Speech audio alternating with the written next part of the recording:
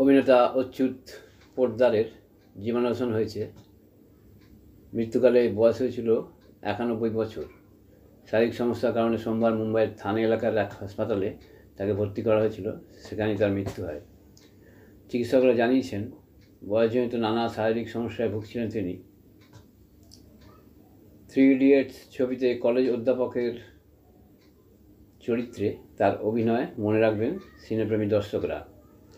অভিনয় শুরুর আগে ভারতীয় সেনাবাহিনীতে বেশ কিছুদিন কাজ করেছেন এই অচ্যুত পোদ্দার। বেশ কিছুদিন কর্পোরেট চাকরির সঙ্গেও তিনি যুক্ত ছিলেন।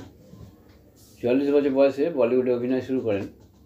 মোট 125টি ছবি এবং প্রায় 100টি ধারাবাহিকে অভিনয় করেছিলেন এই পোদ্দার। অধ্যাপক, চিকিৎসক বা বিচারকের চরিত্রে তার অভিনয় সকলের মনে রাখার মতো। তেজাব, পরিণীতা, লাগেরাও মুন্না ভাই, দাবাং 2 এর মতো ছবি অচ্যুতের অভিনয়ে সমৃদ্ধ। হংসল মেহতার মতো পরিচালকও তার গুণগান করেছেন। এই বর্ষিয়ান অভিনেতার মৃত্যুতে শোকস্তব্ধ মুম্বাই ইন্ডাস্ট্রি। প্রতিবেদন নিউজ, 7 দিন বাংলা।